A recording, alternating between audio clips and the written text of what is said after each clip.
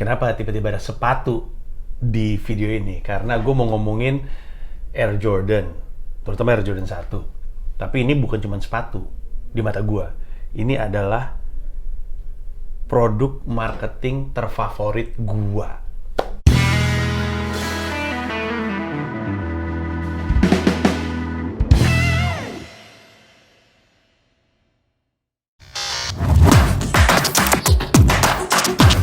Selamat datang di Komika Afterlife. Komedi Rantau. Di sebuah acara aneh. Gak dong, aku masuk surga karena aku cinta sama Lantas apa rahasia Kopral Sumagio bisa seperti itu? baru suka tuh dipakai coli kan? Anda ngomong gitu. Saya juga ular, belajar dari ular, kobra. Karena kalau misalnya mati, mobilnya mau dijual katanya. Dulunya tuh berarti ya banyak airnya. Air apa? Kelapa. Yang benar. Biasanya kalau tukang kelapa Ditepok.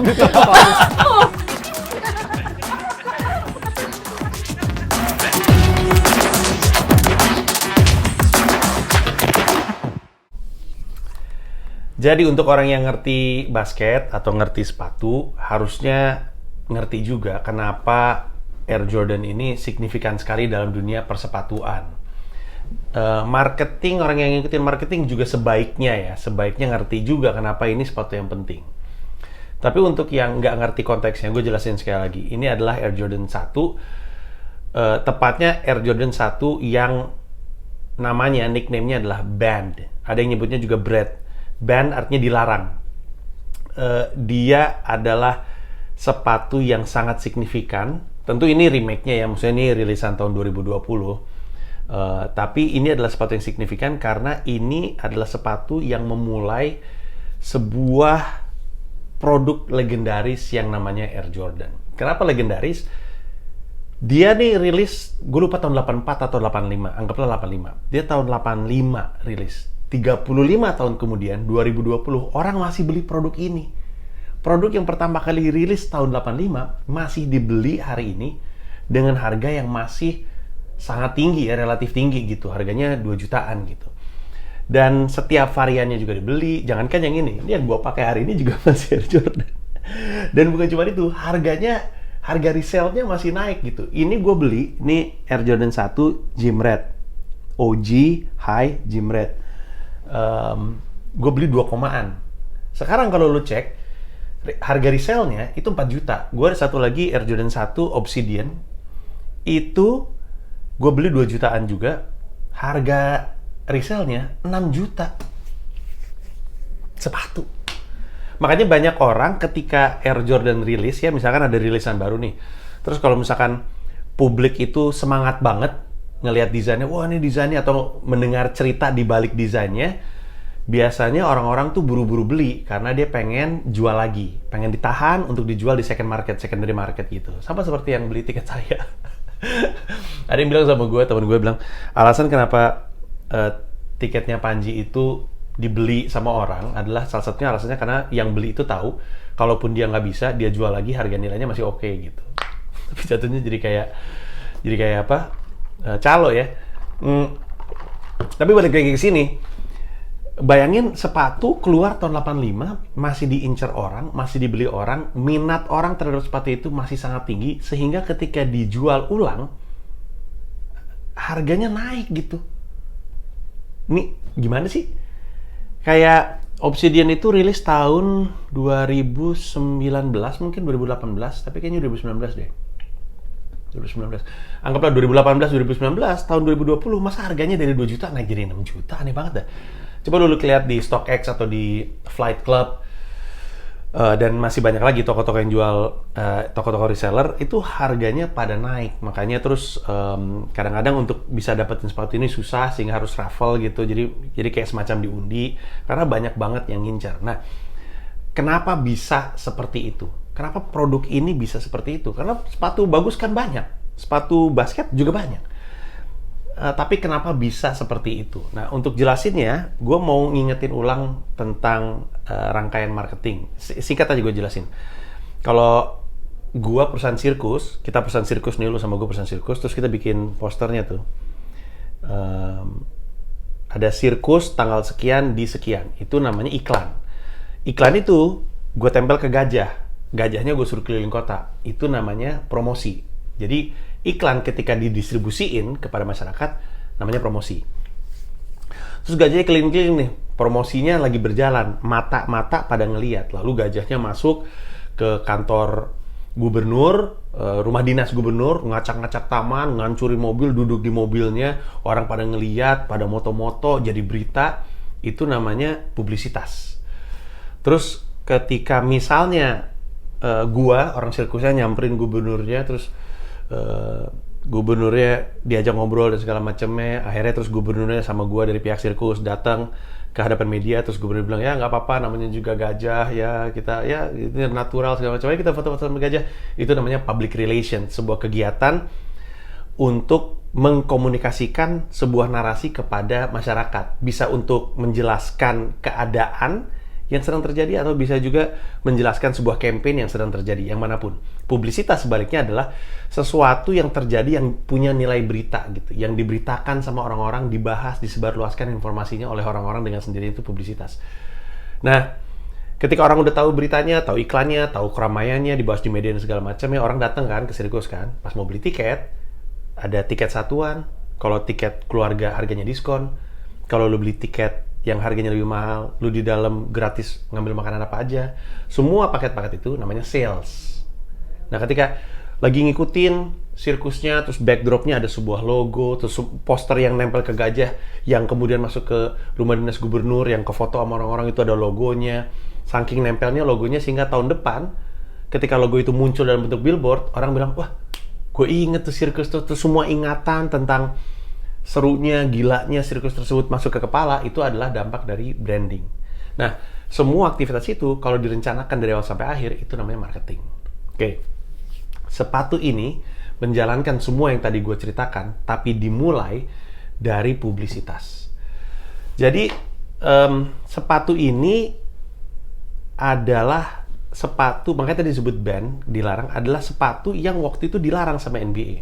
Ceritanya adalah gini, Nike waktu itu lagi tahun 80-an awal, itu 70-an akhir 80-an awal itu lagi kebingungan karena sales mereka turun jauh. Terus mereka juga, kalau gue nggak salah, tahun-tahun segitu kayaknya lagi ribet sama lawsuit. Jadi mereka dianggap mencontek desainnya Asics Onitsuka Tiger pada zamannya. Terus jadi mereka ada urusan lawsuit, harus bayar duit untuk urusan lawyer dan segala macamnya. Terus penjualan sepatu turun. Terus mereka lagi mau mencari jalan keluar, geser dari market sepatu lari ke olahraga-olahraga lain. Salah satunya mereka ambil adalah John McEnroe, si petenis. Petenis itu karakternya kuat banget. Si Nike itu punya kecenderungan seneng banget nempel sama atlet-atlet yang punya karakter, yang punya prinsip. Colin Kaepernick itu kan kemarin gede banget tuh, yang soal dia pemain NFL yang dia akhirnya nggak bisa main football, American football cukup lama karena protesnya dia yang kneeling itu kan. Dia jadi semua tim nggak ada yang mau pakai dia, jadi nggak punya kerjaan, jadi rame. Nike itu backup Colin Kaepernick, bahkan menjadikan Colin Kaepernick sebagai wajah campaign. Nah, banyak orang bilang, ngapain ya brand punya social movement? Brand dia Nike itu nggak nyari social movement. Nike itu emang dari sejarahnya punya kecenderungan untuk nempelin brandnya ke orang-orang yang kuat dalam karakter, orang-orang yang karena saking kuatnya karakternya rada-rada kontroversial. Kenapa? Karena mereka tahu orang kontroversial itu jadi publisitas, dan ketika itu dipublisitaskan, brand mereka ke bawah-bawah gitu. Jadi mereka senang sama orang-orang dengan prinsip. Tentu mereka nggak mau sama orang-orang yang kayak kontroversial tapi bukan karena prinsip, lebih kepada kayak Tiger Woods yang ketahuan pakai prostitut gitu, bukan yang kayak gitu-gitu. Lebih senangnya sama orang dengan prinsip. Itu mereka lakukan dari zaman John McEnroe. John McEnroe itu petenis yang maki-maki di lapangan, teriak-teriak, marah-marah dan segala macamnya. Karakternya beda banget. Mereka seneng yang kayak gitu-gitu karena saking kuatnya karakter, orang tuh bisa nggak suka banget, tapi juga bisa suka banget. Nah, yang suka banget ini menghasilkan penjualan biasanya. Itu juga yang terjadi sama LeBron, more than an athlete, didukung sama Nike dan banyak atlet-atlet lain yang karakternya kuat. Nah, setelah John McEnroe, mereka mau geser ke Michael Jordan. Michael Jordan saat itu lagi senang sama Adidas, dideketin sama Nike. Terus ada orang marketingnya Nike namanya Rob Strasser. Rob Strasser itu yang punya ide untuk deketin Michael Jordan. Terus udah gitu, Michael Jordan-nya diundang ke Oregon, ke kantornya. Michael Jordan tadi nggak mau, tapi dipaksa sama orang tuanya gitu. Jadi si Nike mau mancing Jordan ke kantornya, Jordan nggak mau, gue pengen sama Adidas gitu. Terus mereka bingung kan. Jordan saat itu manajernya namanya David Falk. Terus David Falk-nya sama si Strasser-nya itu udah deal-dealannya udah oke banget. Si David Falk kan sebagai manajer, sebagai agent, pengennya talentnya itu dapat deal terbaik, dan ini menurut dia nih deal terbaik nih karena Adidas kayaknya nggak mau ngasih duit segede Nike nih. Si Rob Strasser juga punya keyakinan kalau Jordan masuk nih pasti bakal oke gitu. Tapi Jordan nggak mau. Jadi terus si David Falk sama Rob Strasser-nya ngubunginnya orang tuanya. Lewat orang tuanya maksud Jordan, udah lu berangkat sana, gue temenin, kata orang tuanya. Berangkat sana, presentasi, kebelilah, si Jordan setuju. Keluarlah produk pertama ini. Produk pertama ini, ketika, ini legendanya ya, ketika dimainin sama Michael Jordan, itu, atau gini deh, gue kasih tau yang sesungguhnya. Ketika udah deal sama Nike, mereka lagi ngedevelop line khusus untuk Jordan. David Falk-nya bilang, lu kalau pengen Jordan masuk, dia harus punya line of product sendiri yang khusus gitu. Tadinya mau namanya The Michael Jordan Line, tapi berubah jadi Air Jordan. Nah, lagi proses menuju ke sana, si Michael Jordan dikasih sepatu namanya Nike Airship. Warnanya kayak gini, tapi bukan yang ini. Bukan Air Jordan, Nike Airship. Sepatunya warna hitam sama merah, tidak ada putihnya. Pada zaman itu, peraturan di NBA, gue tau ini terdengar aneh, tapi pada zaman itu seperti itu. Peraturan di NBA, ada dua. Sepatu lu, warnanya harus sama dengan warna seragam lu. Jadi kalau warna seragam lu, Chicago Bulls dalam hal itu adalah merah, hitam, putih, lu harus ada merah, hitam, putihnya. Kalau misalkan bajunya warnanya ungu emas, ungu kuning kayak Lakers, berarti sepatunya ungu kuning. Tapi salah satu aturannya adalah dalam sepatu itu harus ada warna putihnya. Aturannya gitu. Nah, si Nike Airship tidak ada warna putihnya. Akhirnya Nike dikirimin surat bahwa Michael Jordan pakai sepatu yang melanggar aturan pakaian NBA. Dan Michael Jordan dilarang pakai sepatu tersebut.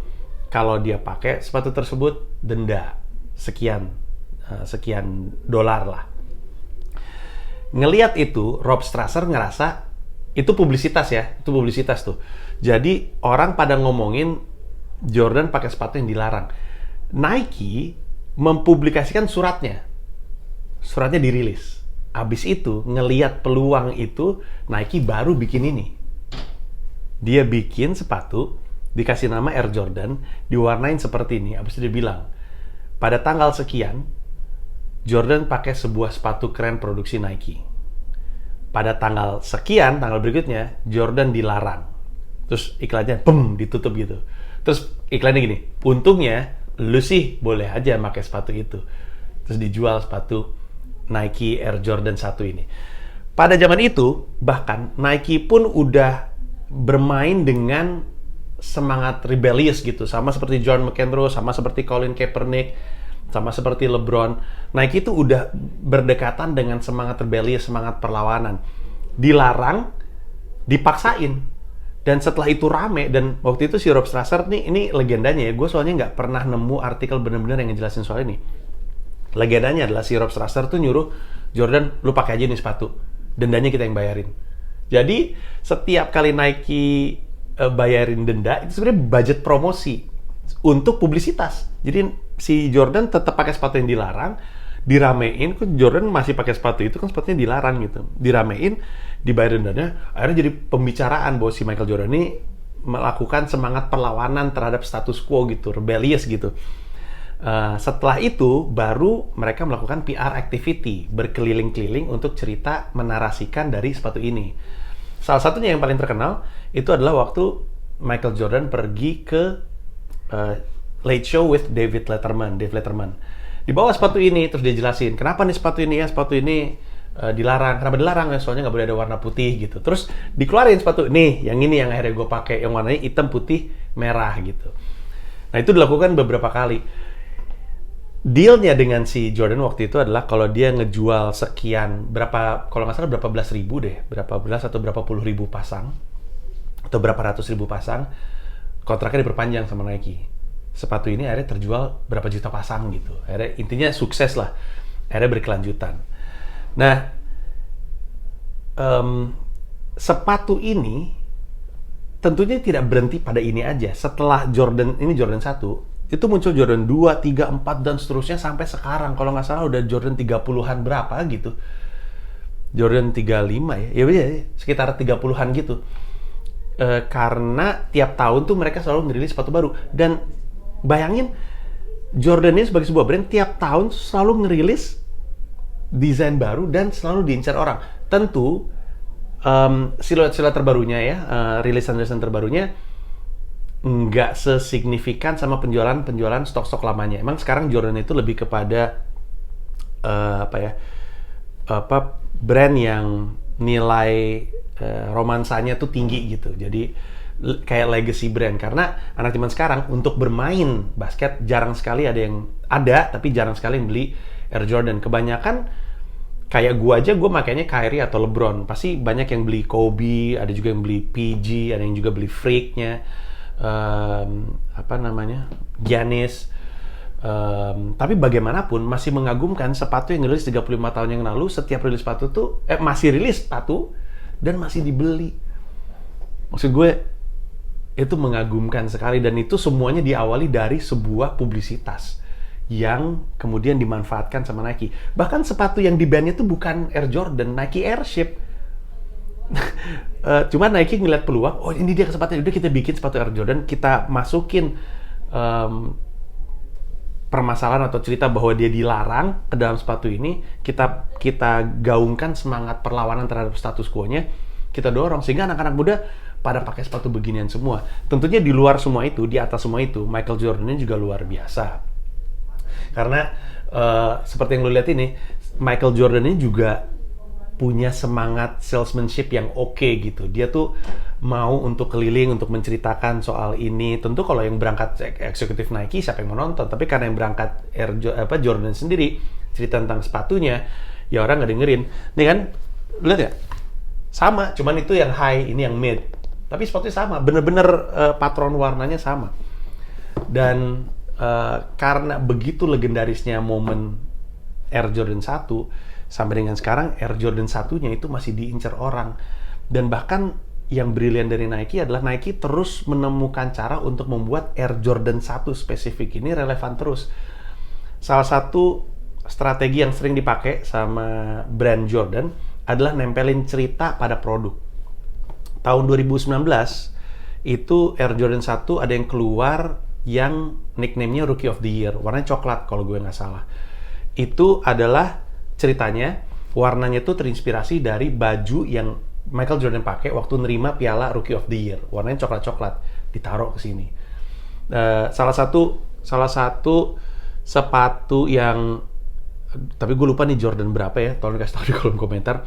The Flu Game. Jadi Jordan tuh ada Jordan berapa yang juga sangat laku sampai dengan sekarang, karena cerita yang ditempel itu adalah sepatu yang dipakai Jordan waktu dia di NBA Final Playoffs lawan Utah Jazz. Dia sebenarnya lagi sakit, belakangan ketahuan keracunan makanan, bukan flu, keracunan makanan, makan pizza yang katanya diracun sehingga dia mencret-mencret, dan dia tetap menang. Jadi ada memang brilliance-nya Michael Jordan sebagai salesperson dan sebagai atlet. Tentunya kalau dianya nggak berprestasi, sepatunya juga nggak kejual dengan baik. Harus matching gitu. Kayak LeBron James juga, kalau misalnya LeBron James main kayak sekarang juga mungkin nggak segitunya banget. Tapi di luar itu ada usaha marketing yang dilakukan kepada produk tersebut gitu, yang membuat produknya akhirnya jadi legendaris. Gue sih sangat kagum. Gue selalu bilang bahwa gue lebih kagum sama Air Jordan daripada sama Michael Jordan karena gue lebih ke geng banyak passing, ya, Michael Jordan, Magic Johnson, Isaiah Thomas, Penny Hardaway, LeBron James, geng banyak passing kebanding geng banyak poin.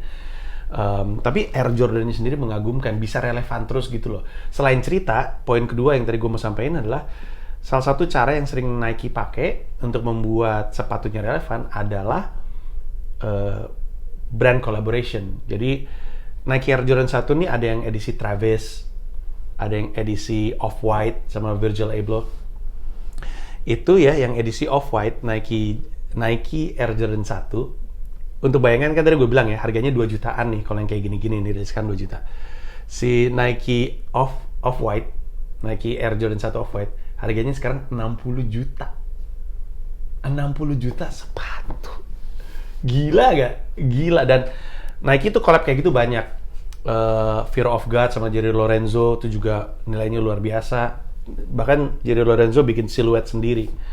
Terus di luar Air Jordan, Jeff Staple, kalau nggak salah sepatu pertama yang melahirkan kultur hype beast, hype apa whatever itu, kultur drop, itu adalah Nike SB Dunk Pigeon yang dibikin sama Jeff Staple. Jeff Staple tuh desainer yang diajak collab sama Nike. Nih gue ada sepatu Nike Dunk, bikin dong. Kebetulan Jeff Staple ini emang pemerhati fashion juga, dan dia tuh mengagumi kultur, menurut dia kultur drops itu ya, sepatu-sepatu yang unik dan punya nilai jual yang beda, yang penuh dengan kolaborasi. Itu awalnya dari Jepang kata Jeff Staple. Terus Nike ngajak dia collab, terus dia bikin tuh dibikin pola warnanya. Nike-nya sih Nike SB Dunk biasa aja, tapi ada logo yang sekarang jadi legendaris, ada burung pigeonnya ditempel di situ. Itu sepatu gila-gilaan. Sampai dengan sekarang itu sepatu masih jadi incaran banyak orang. Terus ya ada Travis, ada kolaborasi. Maksudnya kolaborasi itu bukan cuma sama atlet gitu, sama rapper Travis Scott, sama desainer kayak Virgil atau Jerry Lorenzo atau Jeff Staple, dan masih banyak lagi. Dan itu yang membuat brand ini tetap relevan dari zaman ke zaman. Jadi emang tim marketingnya itu brilian sekali yang ada di balik brand Jordan ini, Jordan Line ini.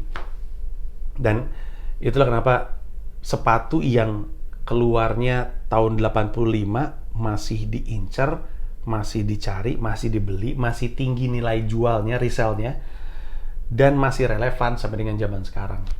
Bahkan di saat atletnya udah nggak main. Bahkan di saat ada banyak atlet-atlet yang sekarang bisa anak zaman sekarang lihat gitu mainnya seperti apa. Banyak kan waktu itu yang paling menarik adalah anggapan bahwa anak zaman sekarang tuh taunya Jordan tuh dari The Crying Man meme. Kan ada meme dia nangis tuh.